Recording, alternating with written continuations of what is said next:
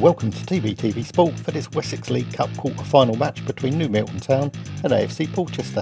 Yes, oi, subscribe to TBTVSport, innit? Subscribe to them, innit? Oh shit. I'm getting back in it. Big it up, man like. If you live or work in the Bournemouth, Christchurch or Poole area, give Steve at All Clean Waste Management a shout. He'll give you a free, no obligation quote and get rid of all your rubbish for you. Next up from me is this weekend when Milton Town are hosting Hendon in the Southern League Premier South. Well, it's pretty breezy and the visitors have been held up by a crash on the M27. So while we wait for them, let's have a look at the route to the quarter-final. Milton have beaten 3 previous opponents, whereas Portchester have faced 2 previous, having got a bye in the first round.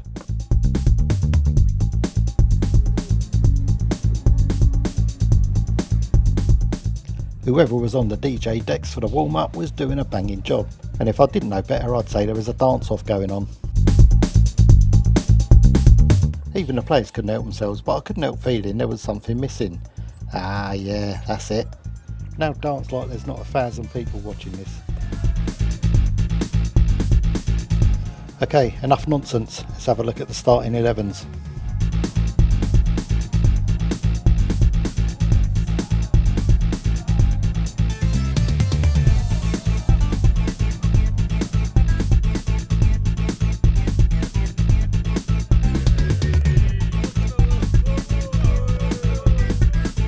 I think all we need to do now is introduce you to tonight's officials. That's Jonathan Pike, Dan Moore and Grant Barnett. Here they come, chariots of fire.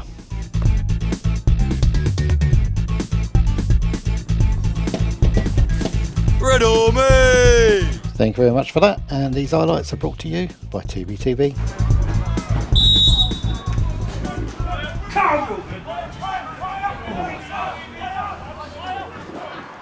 In a match which was not exactly littered with chances, the first one fell after about 5 or 10 minutes to George Barker.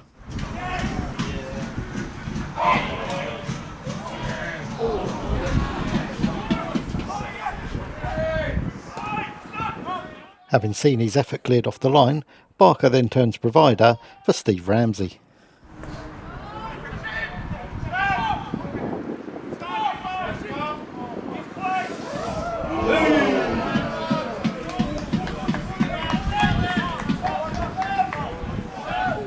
The host was certainly playing the better football in my opinion. Here we see Armstrong get on the end of a knockdown and feed it to Chris Long. His effort is expertly tipped away by Steve Mothorpe. But that effort was no fluke. The Linnets were in control and creating chances. The question was, would they be able to take one?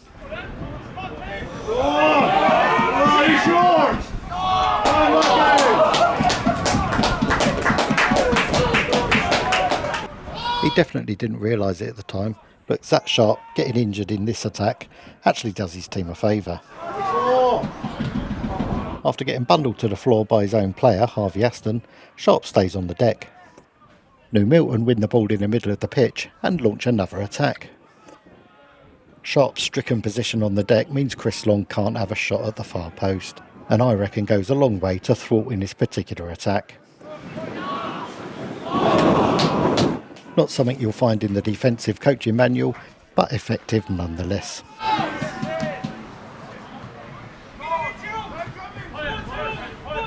The Portchester goalie was getting a bit of stick from the supporters behind the goal, but got his own back with this nifty bit of footwork.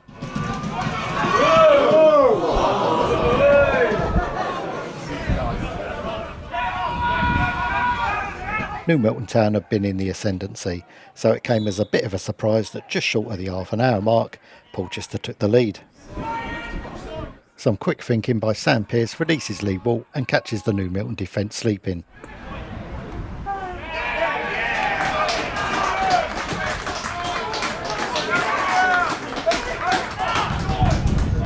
This was not exactly what you'd class as one chance, one goal territory, but it certainly came against the run of play and you had to feel a bit sorry for the hosts.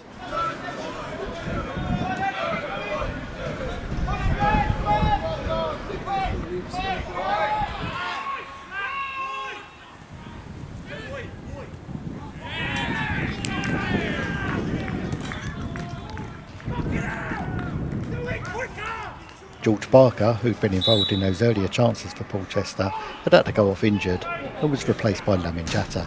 One of his first involvements in the match was flinging this elbow at Ash Booker, which went unseen by the officials, but not unseen by my camera.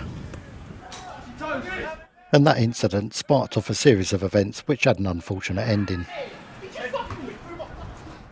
Although it did instigate this bit of commentary on the pitch from Aaron Scott.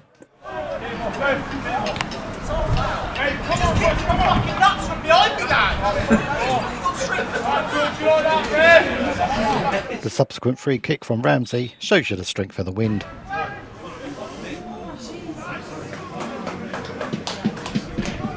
I mentioned a minute or so ago the unfortunate ending that this period of play would bring, and you're just about to witness it. The ball's thrown in by the Portchester number 10, and New Milton's number 8, George Richardson, goes for the loose ball. However, so does Archie Greenough. He misses the ball and smashes into Richardson's leg. The sheer force of his challenge has broken George's tibia, and he's got calf muscle damage, which may require surgery. George is now looking at a long recovery period, and I know everyone at New Milton Town is sending their very best for a speedy recovery to you, George, and so am I. I can't fucking sit down! You got that TBTV, I'll fucking make that, boys. I've naturally had to watch this a few times, and although it don't look great, I really can't believe there was any malice intended from the Portchester player. The second half followed the first half, as it tends to do, but like its older brother, it presented very few chances.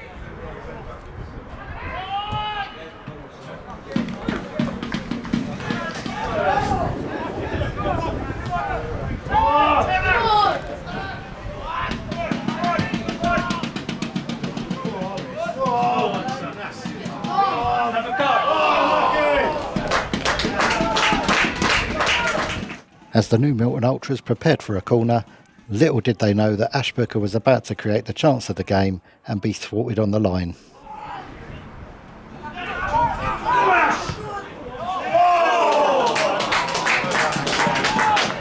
With the keeper beaten for direction and pace, it fell to Marley Ridge to head spectacularly off the line.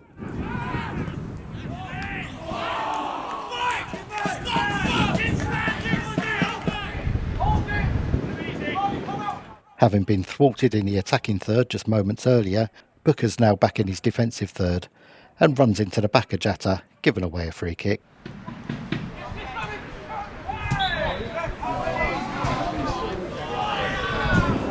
As there had been a few dives all over the pitch, I thought this one looked soft at the time, but on the replay you can see that Jatta gets caught.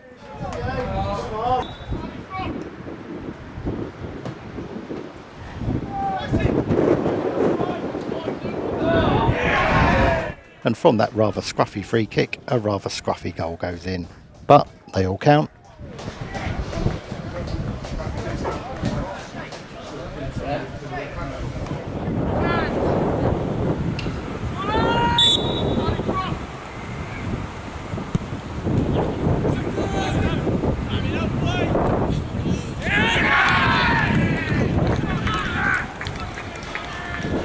Almost immediately, coming 10 minutes on the end of normal time, that goal sparked a bit of a mini evacuation. By leaving early, they missed the goal of the game. Not that they'd have cared much, because it was another one for Jatta.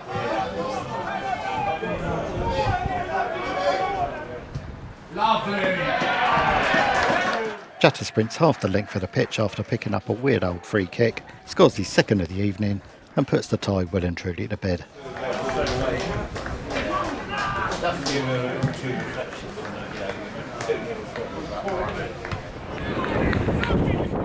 Those around me in the stands were acknowledging that Portchester were just the more clinical of the two teams.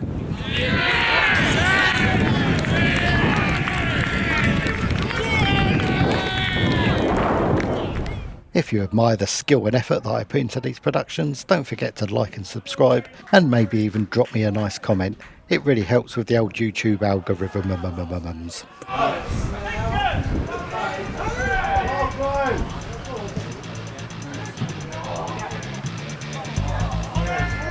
So as the final whistle is blown, it's congratulations to Portchester, commiserations to New Milton Town, and a big get well soon to George Richardson. Join me at the weekend as I'll be sending up highlights of Milton Town against Hendon.